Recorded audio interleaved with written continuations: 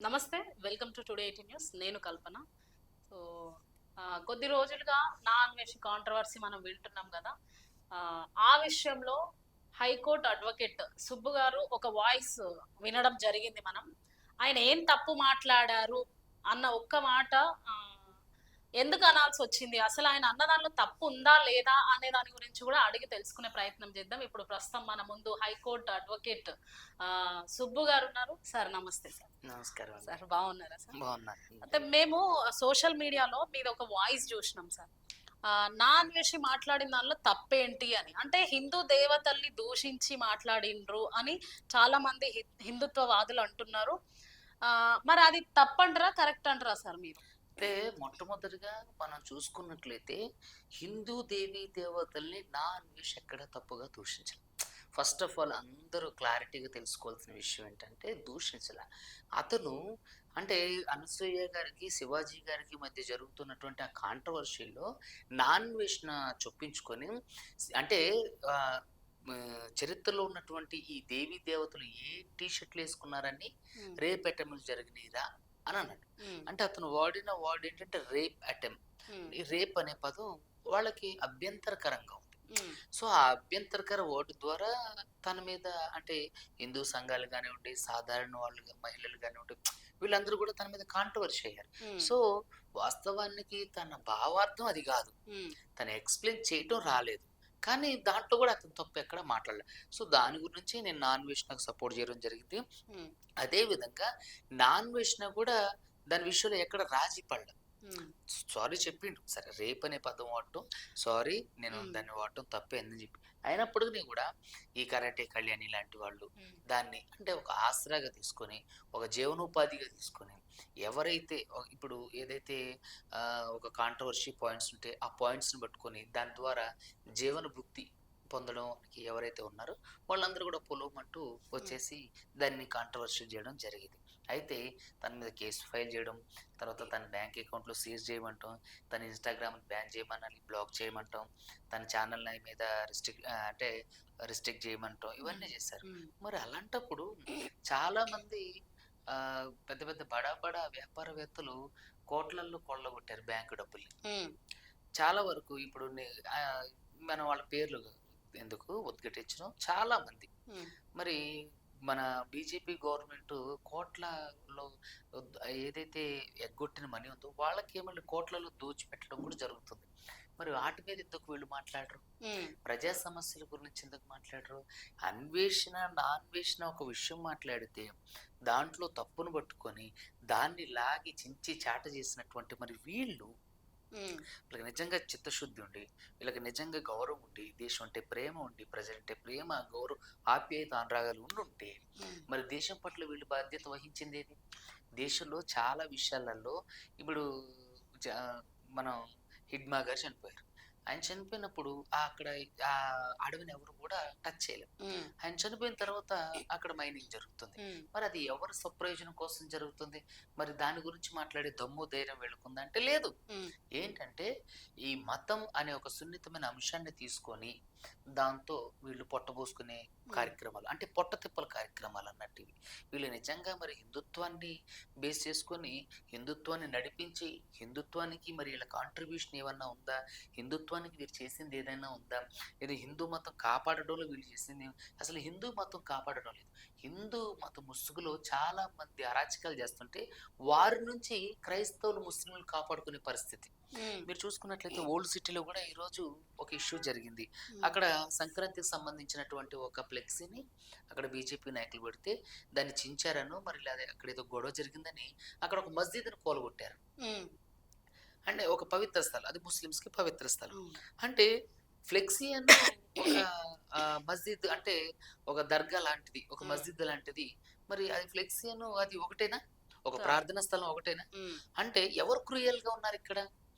హిందూ మతం రంగు పులుముకొని, హిందూ మతం పేరు చెప్పుకొని, హిందూ మతం అంటే అందరు హిందువులంతా మాకున్నారు అనే ఒక ధైర్యంతో ఏదైతే వాళ్ళు అనుసరిస్తున్నటువంటి ఏది జాలి, దయ, కరుణ అనే అంశాలు పైకి చెప్పే అంశాలు ఏవైతే ఉన్నాయో వాటిని ఫాలో కాకుండా కర్కోటకంగా అంటే రాక్షసంగా అంటే రకరకాలటువంటి భావజాలంతో అదే ఉమ్, భయంకరమైనటువంటి భావజాలంతో తీవ్రవాద భావజాలంతో మరి అక్కడికి వెళ్ళి ఫ్లెక్స్ చించిండని ఒక ప్రార్థనా స్థలం పైన అది మసీదో సరే ఏదో దాన్ని ఉమ్, కూల్చడం ఏంటి? ఉమ్, అంటే ఇక్కడ ఎవరి వల్ల ఎవరికి హాని ఉంది ఉమ్, కదా? అవును. హిందూ మతం చెప్పి ముందుకు వెళ్తున్నటువంటి కొంతమంది కర్కోటకులు, రాక్షసులు, తీవ్రవాదుల వల్లే మిగతా వాళ్ళకి ప్రమాదం ఉందా? ఉమ్, లేకపోతే మిగతా పార్టీ అని క్రైస్తవుల నుంచి కానీ ముస్లిమ్స్ కానీ వాళ్ళకి ప్రమాదం ఉందా? ఇక్కడ ఏంటంటే సమాజం మీద వీళ్ళు తప్పుడు పోకని సృష్టిస్తున్నారు. ఉమ్. సమాజం మీద, క్రైస్తవుల మీద, ముస్లిమ్స్ మీద బురద జల్లుతున్నారు. మరి ముఖ్యంగా క్రైస్తవుల మీద బురద జల్లుతున్నారు. అంటే వీళ్ళు ఇప్పుడు అన్వేషి అన్న దాంట్లో తప్పు లేదు అంటారు. 100కి 200% తప్పు లేదు. అతను విషయాన్ని ఎక్స్ప్లెయిన్ చేయటం రాలే, కానీ ఆయన ఎక్స్ప్లెనేషన్ కరెక్ట్. మరి ఇప్పుడు ఎక్స్ప్లెయిన్ చేయటం కరాటే రాలే. కళ్యాణి వీళ్ళందరూ కూడా ఆయనను దేశ బహిష్కరణ చేయాలి, ఆయన యూట్యూబ్ బ్యాన్ చేయాలి, ఆయన దేశద్రోహి, ఆయన పాస్పోర్ట్ సీజ్ చేయాలి, ఇక్కడికి రానియొద్దు అని అంటున్నారు. మరి కరాటే కళ్యాణి గారి మీద పేకాట కేసులు ఉన్నాయి. ఉమ్, కరాటే కళ్యాణి గారి మీద కూడా చాలా కేసులు ఉన్నాయి. ఉమ్, ఫస్ట్ రాజీవ్ బాబులు పెట్టిన కేసులు ఉన్నాయి. ఉమ్, సరోజా భాస్కర్ గారు పెట్టిన కేసులు ఉన్నాయి. క్రైస్తవ మహిళల ముండలో మొగులు తెచ్చినారా మీకు అని రకరకాల దూషణ మాటలు మాట్లాడారు. ఉమ్, మరి ఆమెను కూడా దేశ బహిష్కరణ చేయాలి, ఉమ్, ఆమెను కూడా బ్యాన్ చేయాలి. అసలు ఆమెనైతే హైదరాబాద్ నుంచి బహిష్కరించాలి ఉమ్, కదా. మరి అలాంటప్పుడు మరి ఆమెను ఎందుకు చేయట్లేదు? ఉమ్, అంటే ఇక్కడ ఏంటంటే ఒక సున్నితమైన అంశం అండి. మతం అనేది ఇప్పుడు ఉన్నటువంటి మనుషుల మధ్య ఒక సున్నితమైన అంశం. ఉమ్, సో దాన్ని రెచ్చగొడితే, ఉమ్, క్రైస్తవుల మీద రెచ్చగొడితే హిందువులందరూ మేము పోగు చేసుకోవచ్చు, హిందువులతో మాకు మంచి అనుబంధం ఏర్పడుతుంది, ఉమ్, మేము పొట్టబోసుకోవచ్చు, ఉమ్, చక్కగా మేము డబ్బులు సంపాదించుకోవచ్చు, ఎక్కడి నుంచైనా లేకపోతే చందాల రూపంలో అడుక్కోవచ్చు. ఉమ్. ఇవి కరుణాకర్ సుగుణ లలితులు వాళ్ళు ఇవే చేస్తున్నారు. అంటే వీళ్ళు ఓన్లీ వీళ్ళ హైప్ కోసం ఇట్లా చేస్తున్నారు అని 100 అంటారు. వాళ్ళ బ్రతుకు తెరువు కోసం, హైప్ కోసం కంటే ఉమ్, కూడా ఉమ్, వాళ్ళ బ్రతుకు తెరువు కోసం, వాళ్ళ ఉనికిని కాపాడుకోవటం కోసం. ఉమ్. అంతే తప్ప వీళ్ళ కాంట్రిబ్యూషన్ ఏంటి భారతదేశంలో, అందులోని తెలంగాణలో, అందులోని అంటే హిందూ వాళ్ళ మతం- హిందూ ధర్మాన్ని వాళ్ళు కాపాడుకుంటారు. ఎక్కడ ఎవరి దగ్గర కాపాడరు. ఇప్పుడు ఒక క్రైస్తవ మత పెద్ద ఉంటే తను సంఘాన్ని కాపాడుతుంటూ, సంఘంలో ఉన్నటువంటి వాళ్ళకి కావాల్సినటువంటి అవసరాలకు కానివ్వండి, వాళ్ళు ఎవరైనా అంటే చనిపోయినప్పుడు పరామర్శించడం కానివ్వండి, ఆరోగ్యం బాగాలేకపోతే వారిని పరామర్శించడం, వాళ్ళకి ఏదైనా సహాయం చేయడం, అతనికి చేతనైంది తను బట్టలు లేకపోతే బట్టలు ఇప్పించడమో లేదంటే ఏదో ఒకటి చేస్తారు. ఉమ్, మరి వీళ్ళు ఈ హిందువులకు వీళ్ళు చేసేది ఏంటి? ఉమ్, వీళ్ళు సొంతగా వీళ్ళ డబ్బుల ద్వారా ద్వారా చేసేది ఏంటి? ఉమ్, ఎవరు చదివిస్తున్నారు? ఏ గుడిని రన్ చేస్తున్నారు? ఉమ్, లేదంటే ఎవరన్నా హిందూ పిల్లలే లేనటువంటి దళిత పిల్లలు ఉన్నారు పల్లెటూర్లలో, ఉమ్, హిందువుల పిల్లలే.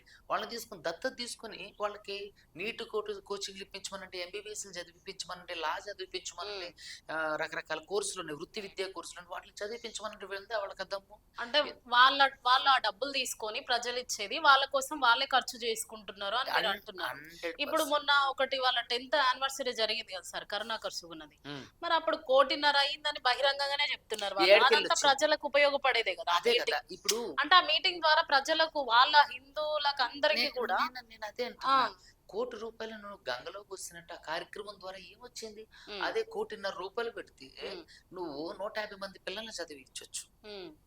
1,50,00,000 మనిషికి 10 లక్షలు పెట్టుకుంటే చదువు 150 కంటే హిందూ ధర్మం ముఖ్యం మాకు. అంటే ఉమ్, చదువు వద్దు ఇంకా హిందూ ఏంటి హిందూ ధర్మం? అసలు హిందూ ధర్మంలోనే చదువు లేదు మీకు చెప్తే. ఉమ్, మీరు మనుధర్మ శాస్త్రాన్ని చూసుకున్నట్లయితే ఉమ్, ఎవరైతే దళితులు ఉన్నారో అంటే ఆ, దళితుల కంటే కూడా ముఖ్యంగా ఎవరైతే శూద్రులు, ఉమ్, బ్రాహ్మణ క్షత్రియ వైశ్యులు తప్ప ఉమ్, రెడ్డి కానివ్వండి, కమ్మ కానివ్వండి, కాపు కానివ్వండి, వెలమ కానివ్వండి, బలిజి కానివ్వండి, మాల కానివ్వండి, ఎవడైనా సరే చదువుకోవడానికి వీల్లేదు. ఆ విషయం తెలియదు చాలా వరకు. ఉమ్, చదవండి ఫస్ట్.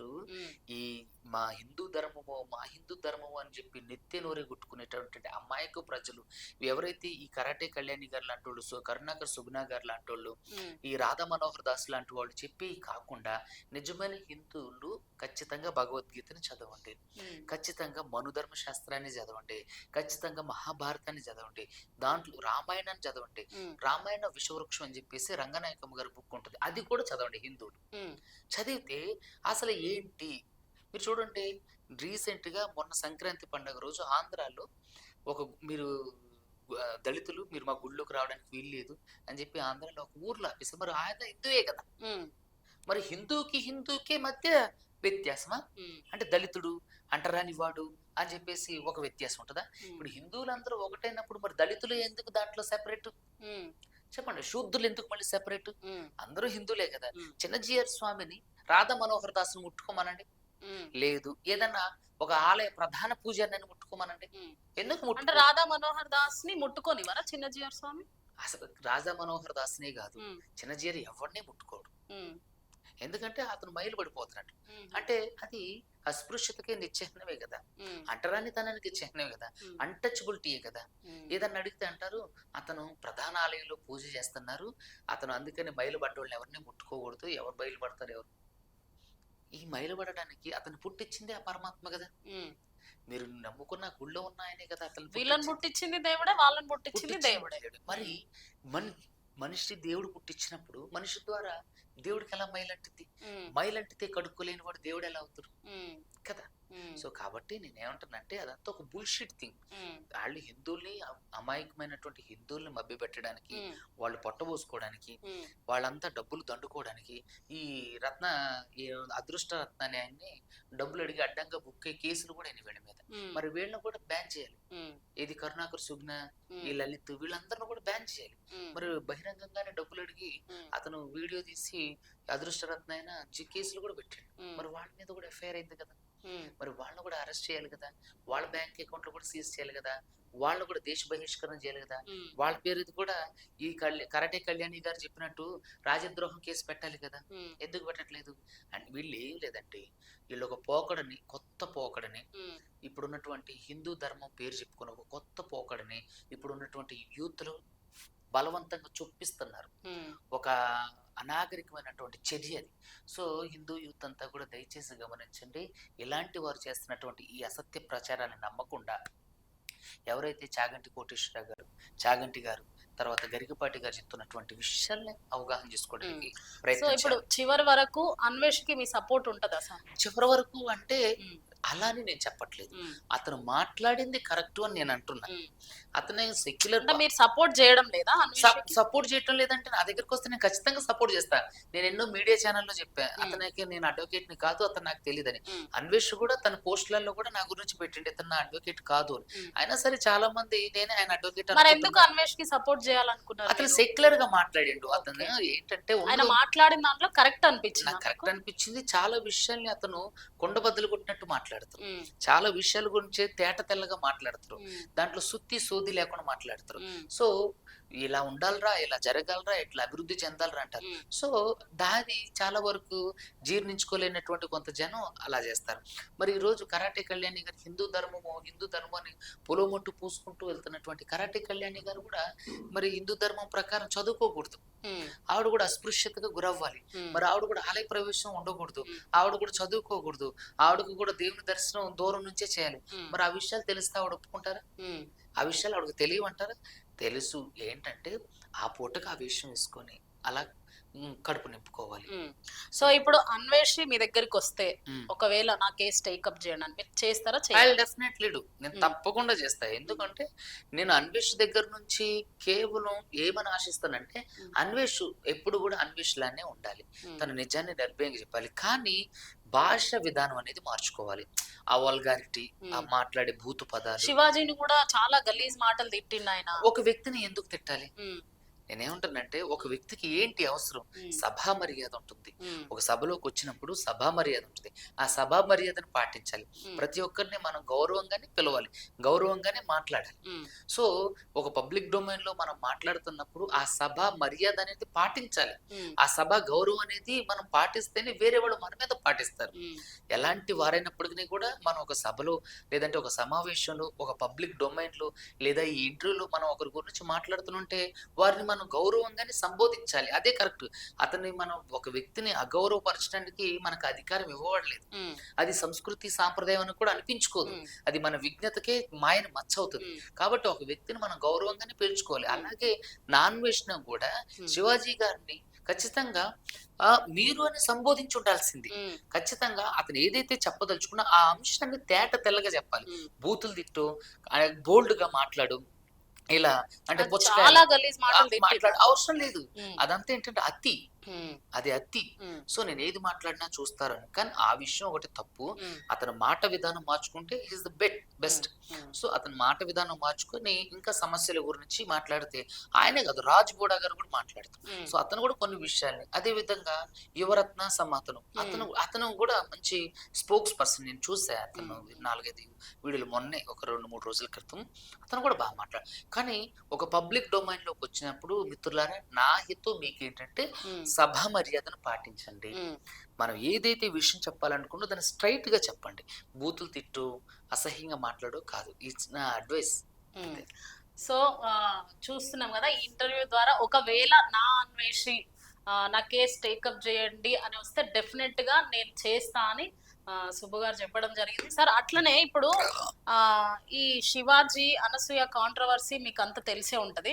సో వాళ్ళిద్దరి కాంట్రవర్సీ ప్రజల్లోకి వచ్చేసి అంతా అది రచ్చరచ్చ అయిపోయి ఇప్పుడు రీసెంట్ గా ఈ సంధ్యారెడ్డి అని కాంగ్రెస్ లీడర్ అన్నమాట ఆమె అనసూయని తిట్టడము, ఆమె కూడా వల్గర్ గా తిడుతూ అట్లనే అనసూయని కాకుండా వాళ్ళ హస్బెండ్ ని కూడా వాడు అసలు మొగుడా లేకపోతే మొగోడా ఇలాంటి మాటలు ఆమె మాట్లాడడం జరిగింది.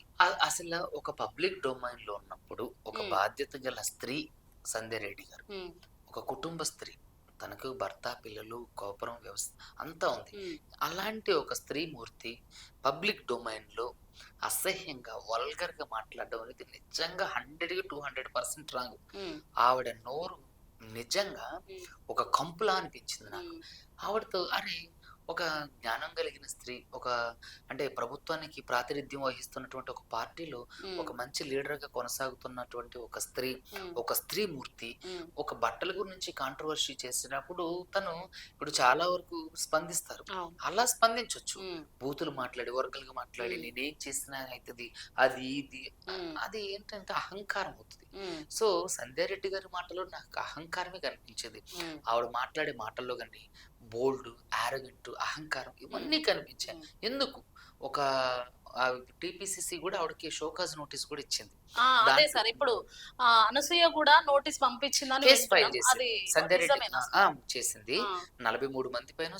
ప్లస్ మళ్ళీ సంధ్యారెడ్డి అంటున్నారు వాళ్ళ నోటీసులకు నేను భయపడుతున్నా, వాళ్ళు పంపించగా నేను బెదురుకుంటున్నా, నేను వెళ్తానా ఇలా మాట్లాడుతుంది కదా. మరి చట్టాన్ని కూడా ఆమె గౌరవించకుండా మాట్లాడుతుంది. నోటీసులకు భయపడుతుంది అంటే సినిమా కోర్టుకు వస్తే తెలుస్తుంది. మీడియా ముందు ఎవరైనా మాట్లాడతారు. అదేమైతుంది ఒకసారి కోర్టుకు వచ్చి చూస్తే తెలుస్తుంది.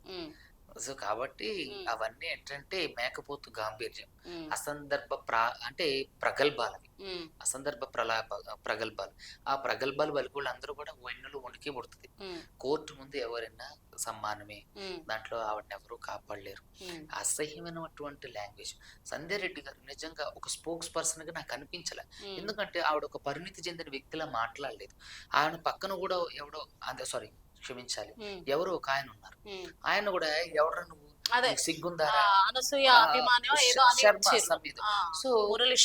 మురళీ శర్మ అతను కూడా అరే చెప్తూ కొడతారా ఏంటది అసహ్యమైన ఒక పబ్లిక్. నీ భార్యనైతే అట్లనే తిప్పుతావా అది ఇదని అంటే ఈమె ఈ చిన్న కాంట్రవర్సీని తీసుకొని ఫ్యామిలీస్ ని కూడా బయటికి తీసుకురావడం ఇది ఎంతవరకు ఏమంటానంటే అసలు ఏదో ఒక అంశం తనకు సంబంధించిన కాని అంశం ఓకే తను మాట్లాడాలి అనుకున్నారే అనుకోండి, దాన్ని ఎలా మాట్లాడాలి? ఒక సందర్భోచితంగాను ఒక పరిణితి చెందిన వ్యక్తిగాను తాను అంటే సమయానికి సందర్భానికి అనుకూలంగా న్యూట్రలైజ్డ్ గా మాట్లాడాలి. అదే విధంగా తను చేయాల్సిన కాంబెట్ ని స్ట్రైట్ గా చేయాలి. అంతేగాని డెబిట్ లో వచ్చినటువంటి పక్కన ఒక పురుషుని అంటే నువ్వు అట్లా మాట్లాడినప్పుడు మీరేంటి కాపాడేది? మీరేంటి సంస్కృతి సాంప్రదాయాల గురించి ఆవిడ చెప్పేది, సంధ్యారెడ్డి గారు చెప్పేది అసహ్యం. ఎవరైనా చూస్తే నవ్విపోతారు. ఆవిడ భాష విధానం ఆవిడకే ఉంది కదా సార్, మంచిగా చీర ఏమండి చీర కట్టు. నేనేమంటానంటే సంస్కృతి సాంప్రదాయాలు అంటే చీర కట్టుకోవడం కాదండి, భాషా విధానం ఉంటది, తర్వాత మనం ప్రవర్తించే తీరు ఉంటది, మనం మాట్లాడే విధానం ఉంటది, మన వే ఆఫ్ రిసీవింగ్ ఉంటది. ఇవన్నీ కూడా సంస్కృతిలో సాంప్రదాయాలకి చిహ్నాలే. చీరగట్టుకొని నిండుగా మొండుగా చీరగట్టుకొని వచ్చి బూతులు మాట్లాడేస్తే అది ఎబ్బెట్ అవుతుంది, రసహీనమైనది అవుతుంది. ఆ సభ అంతా కూడా ఏంటంటే రసహీనమైనది అవుతుంది. ఎప్పుడు కూడా మనం ఒక వ్యక్తితో ఒక డిబేట్ లో పార్టిసిపేట్ చేసినప్పుడు సభా మర్యాదను పాటించి సభానుకూలంగా మాట్లాడి మనం ఏదైతే మాట్లాడాలనుకున్నో దాన్ని తేట తెల్లగా ప్రజలకు తెలియజేయాలి. అంతేగాని నీకు సిగ్గులేదరా ఎవడరా నువ్వు ఏంటి? ఆవిడకి సబబు ఉందా? ఆవిడకి మర్యాద ఉందా? ఇంకా అంతకంటే అనసూయ గారు అలాంటి అనసూయ గారి బట్టల గురించి నాకు కూడా అభ్యంతరం ఉంది. కానీ నేను అలాంటి విషయాలు నేను చేయదలుచుకోలేదు. ఎందుకంటే మై బాడీ మై చాయిస్ అనే ఒక నినాదం ఉన్నప్పుడు వాళ్ళకి నచ్చినటువంటి బట్టలు వేసుకునే అధికారం వాళ్ళకుంది. ఇప్పుడు సంధ్యారెడ్డి గారు ఉన్నారు. సంధ్యారెడ్డి గారి కుటుంబంలోనూ లేకపోతే ఇంకొకళ్ళను ఉన్నప్పుడు ఆవిడ నిలువరించగలదు. కానీ ఆవిడని ఈవిడ ఎలా నిలువరించగలదు? సో ఒక వ్యక్తిని అంటే ఆవిడ కూడా స్త్రీమూర్తి కాబట్టి తను మనం కామెంట్ చేయొచ్చు. సంధ్యారెడ్డి గారు మాట్లాడొచ్చు, అడగొచ్చు. కానీ దానికి ఒక పద్ధతి ఉంటుంది, దానికి ఒక వే ఆఫ్ అంటే అపీరెన్స్ ఉంటుంది. ఆ మాట్లాడే విధానం కూడా గౌరవప్రదంగా ఉండాలి. చాలా బాగా మాట్లాడారే ఈవిడ అన్నట్టు ఉండాలి. అంతేగాని వల్గర్ గా, అసహ్యంగా బూతులు మాట్లాడి మరి సంధ్యారెడ్డి గారికి ఇది గౌరవం, సంధ్యారెడ్డి గారికి ఇది విజ్ఞత, సంధ్యారెడ్డి గారు ఎక్కడ మరి విజ్ఞత పాటించి తప్పును ఖండిస్తుంది కదా, తప్పును ఖండించిన బూతులతో తప్పును ఖండిస్తున్నారా? ఇప్పుడు మనం మాట్లాడుతున్నాం, మనం బూతులు మాట్లాడామా? మనం ఖండించట్లేదా? బూతులతో ఖండించేది ఏంటండి? వాళ్ళు చదువుకున్న వాళ్ళు, అనాగరికులు అలా చేస్తారు. ఇప్పుడు చదువుకున్న వ్యక్తి, అందులోనూ రాజకీయాల్లో ఉన్న వ్యక్తి, అందులోనూ ఒక అంటే అధికారంలో ఉన్నటువంటి పార్టీ వ్యక్తి ఎలా మాట్లాడాలి? ఆచితూచి మాట్లాడాలి. తన భర్తను కూడా అసలు ఆడు మొగుడేగా, వాడు మరి ఈవిడకు ఆ సిగ్గుందా? ఉంటే 10 మందిలో అలా మాట్లాడగలుగుతాం. సంధ్యారెడ్డి గారు దయచేసి అది తప్పండి. మనం ఎప్పుడైనా సరే ఒక పబ్లిక్ డొమైన్ లో మనం మాట్లాడేటప్పుడు మన భాష విధానం, ఆవిడ చీరగట్టు అంటే ఆవిడ వస్త్రధారణ బాలేదేమో, కానీ మరి మీ వాక్చాతుర్యం బాలేదు, మీ మాట విధానం బాలేదు, మీ ఆరోగ్యన్సీ బాలేదు.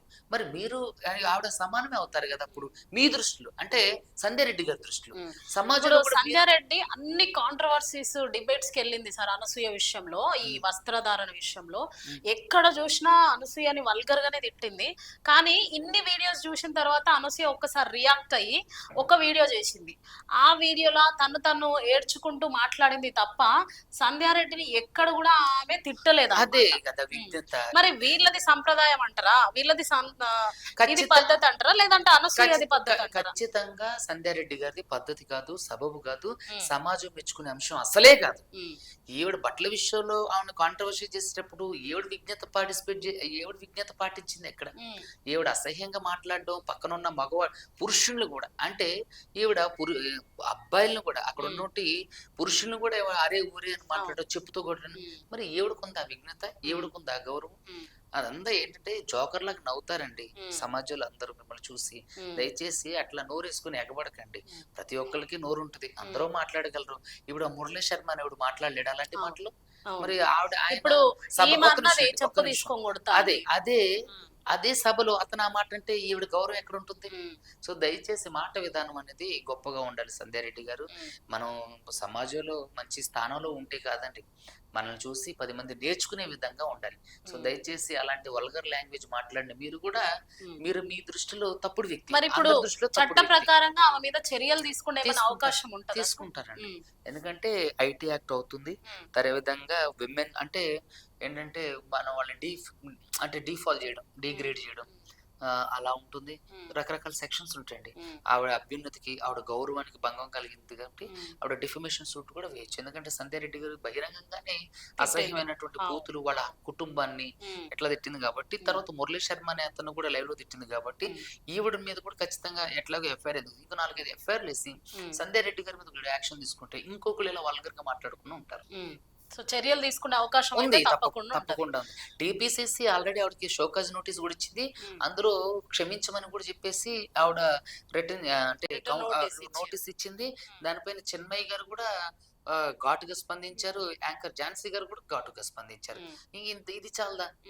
నిజంగా సంధ్యారెడ్డి గారి భాష విధానం అనేది అసహ్యంగా, రోతగా, ఎబ్బెట్టుగా, వినడానికి అసలు వినసొంపుగానే లేదు. సో కాబట్టి సంధ్యారెడ్డి గారు కూడా ఆవిడ మాట విధానం మార్చుకొని సమాజంలో గౌరవప్రదమైన వ్యక్తిగా, గౌరవం కలిగి విలువలు నేర్పించే వ్యక్తిగా ఉంటే మంచిది అనేది నా అభిప్రాయం. సో వస్త్రధారణ ఒకటే కరెక్ట్ గా ఉంటే సరిపోదు, కానీ భాష కూడా కరెక్ట్ గా ఉండాలని చెప్పేసి సుబ్బు గారు తెలియజేస్తున్నారు. సార్ అయితే నిన్న యానిమల్స్ గురించి మీరు ప్రెస్ మీట్ చూసి ఉండొచ్చు సార్. రేణు దేశాయ్ అండ్ రష్మి పెట్టిర్రు, అంటే కుక్కల్ని చంపేస్తున్నారు. ఇప్పుడు హీరో హోండా బండి ఉంటది, అది తీసుకొని వచ్చి గుద్దేగానే హీరో హోండాని బ్యాన్ చేస్తారా? సో ఇది జరిగింది.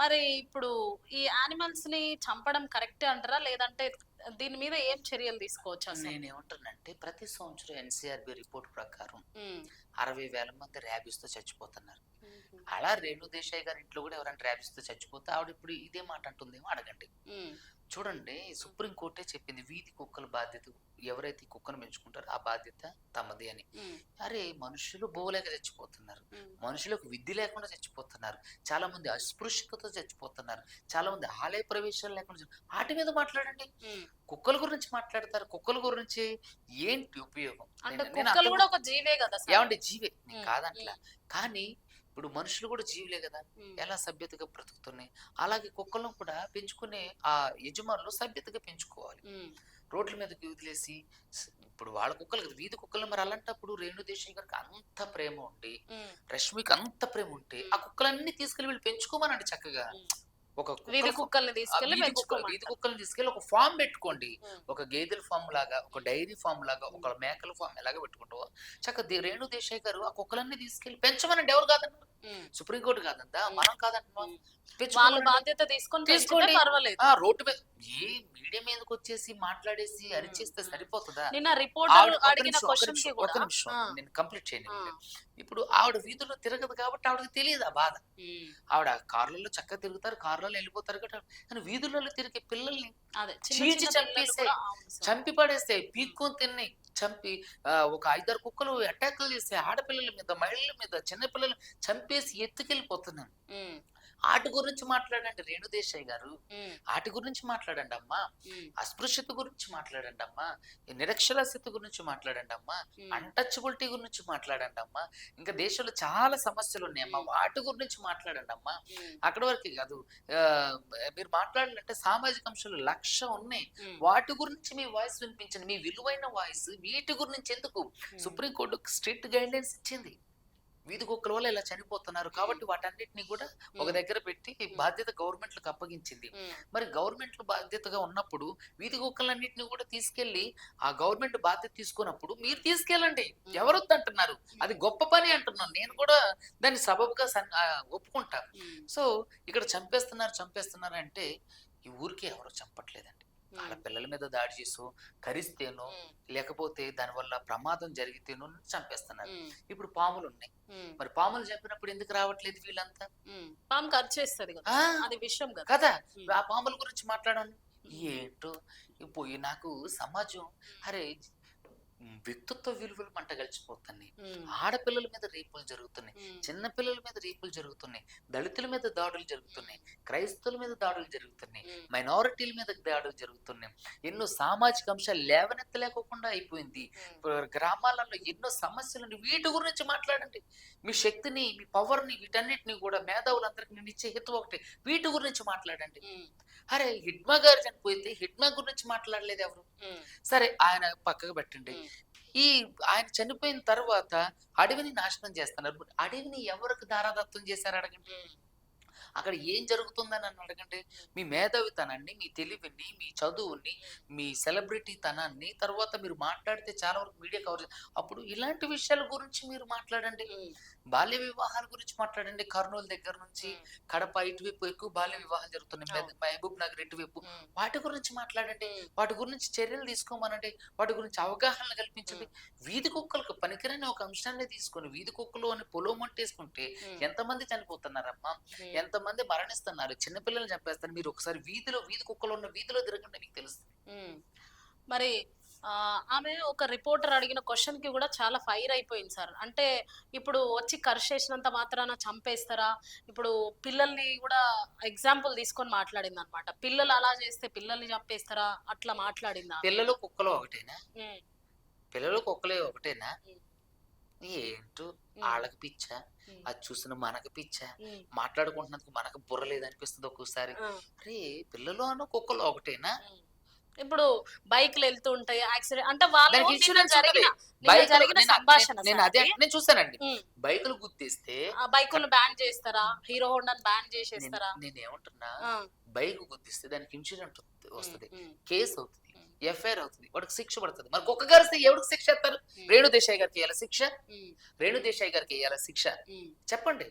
కుక్కలు గరిస్తే ఎవరికి వేయాలి? ఇప్పుడు బండితో గుద్దిచ్చిందంటే బండి మీద కేసు అవుతుంది, హిట్ అండ్ రన్ ఇస్తాడు, హిట్ అండ్ రన్ కేసు అవుతుంది, వాడు జైలుకి వెళ్తారు, వాడికి శిక్షలు పడితే మళ్ళీ చనిపోయినా లేకపోతే దెబ్బలు తిన్న వాళ్ళకి ఇన్సూరెన్స్ వస్తుంది. మరి కుక్క గరిసి చచ్చిపోతే ఎవరికి ఇన్సూరెన్స్ వస్తుంది? మరి ఎవడు చేయించమనండి కుక్కలన్నిటికీ ఇన్సూరెన్స్? మరి ఎవరు దానికి రెస్పాన్సిబిలిటీ? ఇప్పుడు వాడు హిట్ అండ్ రన్ చేసిన వాడికి వాడి మీద కేసు అవుతుంది, మరి కుక్కలని ఎగిరిస్తే రేణు దేశాయ్ గారి మీద కేసు వేయాలా? ఏంటోనండి భలే. అంటే ఇక్కడ మనిషికి విలువ లేదు, దళితులకు విలువ లేదు, స్త్రీలకు విలువ లేదు, కానీ కుక్కలకు విలువ ఉంది. సో ఏంటో మనుషులు చూసినప్పుడు ఏదో నాకు అనిపిస్తుంటది, నేను ఒక్కొక్కసారి ఈ ఈ ప్రపంచంలో ఈ భూమి మీద పుట్టుండకూడదు అనిపిస్తుంటది ఇలాంటివన్నీ చూసినప్పుడు. అరే ఎన్నో సామాజిక అంశాలండి, ఎన్నో అన్టచబిలిటీస్ గురించి, వాటి గురించి మాట్లాడండి అమ్మా దయచేసి. కుక్కల గురించి అనవసరమైనటువంటి ప్రస్తావనలు వేసుకోకండి. మరి అంత ప్రేమ ఉన్నప్పుడు ఆ వీధి కుక్కలన్నింటినీ రష్మి వాళ్ళ ఇంటికను రేణు దేశాయ్ గారు ఇంటికి పంపిస్తే చక్కగా వాళ్ళు ఒక ఫామ్ లా పెట్టుకుని పెంచుకోండి, మీకు వచ్చే డబ్బులతో వాటిని చక్కగా వాటి సంతానోత్పత్తి కూడా జరిగించుకోండి, ఎవరు కాదన్నారు. సో మీరు పెంచేసుకోండి. ఎందుకు వీధులు ఎబడబడి వీధుల్లో ఎంతో మంది చనిపోతే ట్రీట్మెంట్ చేయించుకోలేక చేస్తున్నారు, అవి కరిస్తే ట్రీట్మెంట్ చేసుకోవడానికి డబ్బులు లేక చచ్చిపోతున్నారు, ట్రీట్మెంట్ చేయించుకున్న తర్వాత 18 లేక చచ్చిపోతున్నారు. ఏంటో ఆడవాళ్ళకి, దళితులకి, పిల్లలకి, అదే విధంగా మైనారిటీలకి విలువ లేదు, కుక్కలకు విలువ ఉంది ఈ దేశంలో. చూడండి ఎంత గొప్ప గొప్ప వాళ్ళంతా కుక్కల గురించి మాట్లాడుతున్నారు, మనుషుల గురించి మాట్లాడట్లేదు. సో చూసాం కదా నిన్న జరిగిన కాంట్రవర్సీ గురించి కూడా రష్మి అండ్ రేణు దేశాయ్ కూడా ఎలా మాట్లాడారు, మరి ఇది ఎంతవరకు కరెక్ట్ అనేది మీరు కూడా కామెంట్ చేయండి. మరి అడ్వకేట్ సుబ్బు గారు అయితే ఇది సుప్రీంకోర్టు ఇచ్చిన తీర్పు కరెక్టే, ఎందుకంటే దాదాపు 1 year లో 60,000 మంది ఇలా చనిపోవడం జరుగుతుంది కుక్కల కాటుకి. మనం కూడా ఎన్నో పేపర్ స్టేట్మెంట్స్ కూడా చూసినాం కదా, చిన్న చిన్న పిల్లలు షాప్కి వెళ్తుంటే రోడ్ల పైన వాళ్ళని గుంజి కరచడము, వాళ్ళను అలా దాడి చేసినాయి కుక్కలు. కాబట్టి సుప్రీంకోర్టు తీర్పు ఇచ్చింది. మరి రేణు దేశాయ్ అండ్ రష్మి కూడా వాళ్ళు ఏమంటున్నారంటే బైక్లు వెళ్తే బైకులు గుద్ది చంపేస్తే బైకును బ్యాన్ చేస్తారా, ఇలా మాట్లాడడం జరిగింది. మరి ఎవరిది కరెక్ట్ కాదు అనేది మీరు కూడా కామెంట్ చేయండి. మన ముందు అయితే అడ్వకేట్ ఉన్నారు, నాన్ వేషి విషయంలో కూడా ఆయన ఎలా మాట్లాడారో మీరు చూడొచ్చు. సో వీటన్నింటిని బట్టి మీరు కామెంట్ చేయండి. అన్వేషి కూడా ఒకవేళ వస్తే నా సహాయం అవసరమై వస్తే తప్పకుండా నేను సహాయం చేస్తా అని సార్ చెప్పడం జరిగింది. Sir thank you so much sir, మీ విలువైన సమయం మాకు ఇచ్చినందుకు. మరొక ఇంటర్వ్యూతో మీ ముందుకు వచ్చేస్తాను, అంతవరకు చూస్తూనే ఉండండి టుడే 18 న్యూస్.